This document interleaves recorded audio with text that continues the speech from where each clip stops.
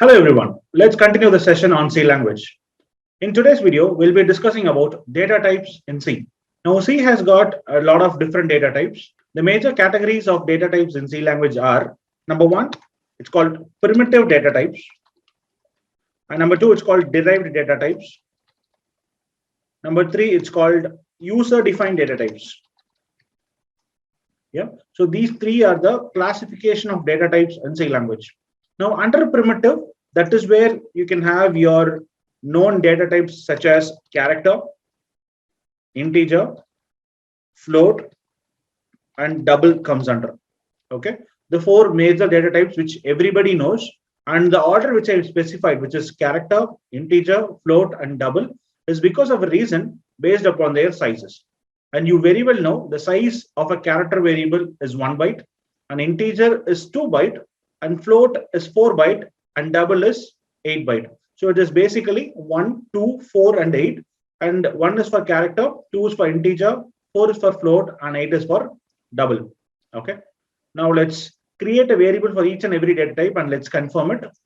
So let's getting back to our coding window. Let's start our first file for today. And let us save this as data types dot C, the extension for C language. And starting off with our header files, standard input output.h and our main function, which returns an integer value. Let's create a variable for each and every data type. So let's start with character C and an integer A and a float F and a double say D. Okay. Now let's print the size of each and every variable. Printf %, character is equal to %d, comma, size of C. Okay. Now this will be printing it as char equal to, and that %d will be replaced with the size of C value. You get it? Good. And in the very next line, I want a same or a similar line, which rather prints the size of integer. So I'll say /n, which is for the new line character, and int will print the size of integer, and followed by size of A, where A is your integer variable. Good with this? Let's add the next two more lines. Okay. So let's say float, and the last one is going to be double, and their corresponding variables. Okay. This is size of D, and this is going to be size of F. I'm going to save this file, and let us compile this file now with the command gcc space the file name data types.c -o. I'm named this as data types, which will be the file name for our object file. I hope this is clear. Let's proceed. Now the compilation is pretty much successful. Good. Now let's run the file.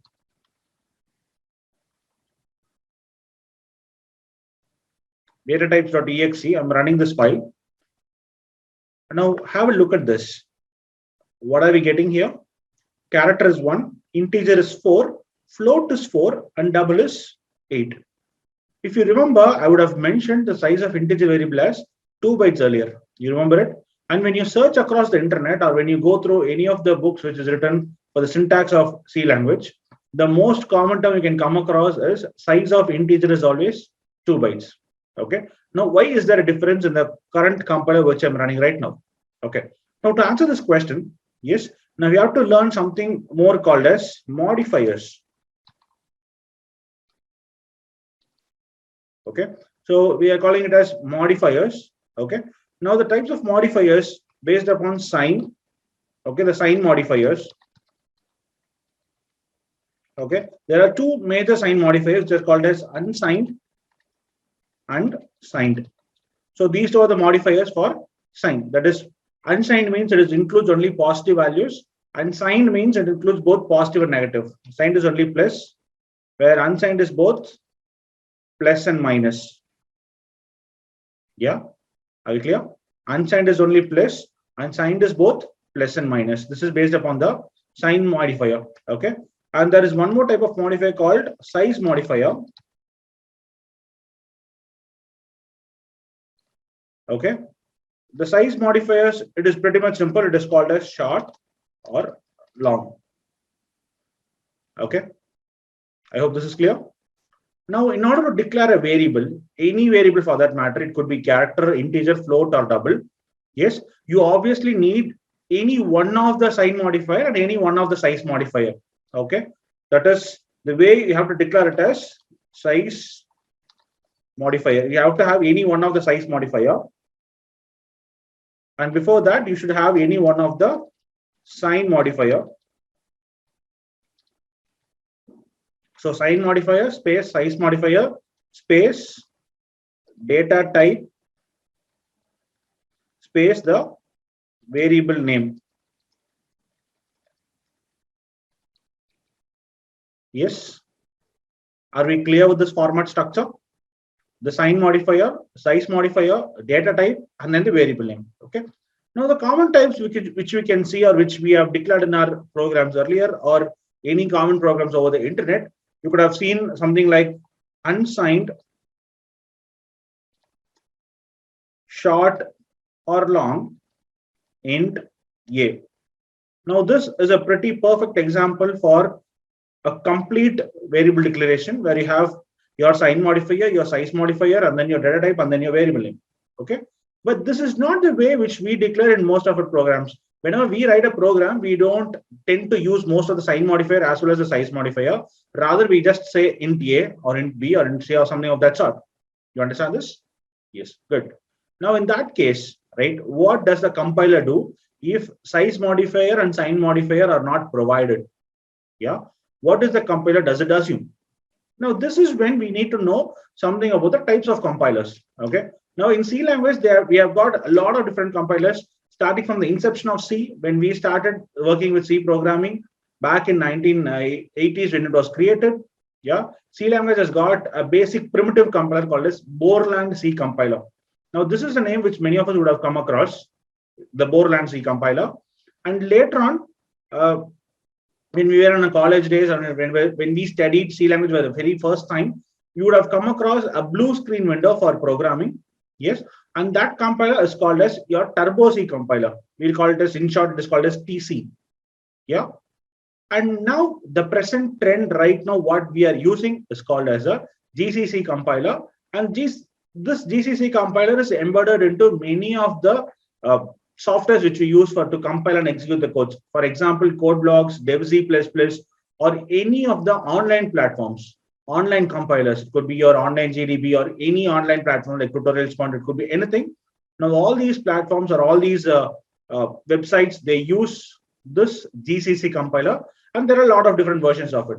And the present version which we are using, I would have showed you, it is the GCC version of 10. Yeah, I hope this is clear. In that context, okay, in that context, the most commonly used C compilers are by any of us is it could be either a Turbo C compiler, that is TC, or it could be a GCC compiler. Okay, so these two are the common compilers which we have used. Yeah. Yes. Now, in that place, keeping this in mind, okay, how these two compilers individually handle these scenarios of sign modifier and size modifier. Okay, in Turbo C compiler, if no sign modifier is provided, okay, I'm not providing a sign modifier, rather I'm going to just say int n, a common variable. Now, the way this line, okay, this particular line is treated in a Turbo C compiler is nothing but it defaults take this as signed variable. Okay, the default value is signed, and it default takes it as short, and it calls as int a. Okay, in GCC, it again default treat this as signed variable for a sign modifier, but when it comes to size modifier, it treats this as long int a. Okay, whereas the size of short integer variable is 2 and the size of long integer variable is 4, and that is where we have a difference in our GCC compiler. When I say this as int, here you could see it is printing the size of 4, Reason because this int is not treated as integer, it is treated as long integer. Okay. Now to understand this even more better, okay, I'm going to use the short integer a, long integer n. I'm going to have two different variables. Okay. And in the place of printing the integer, I'm not going to just print the integer. I'm going to add another line, a and n. And in the place of first position, I'm printing it as short integer.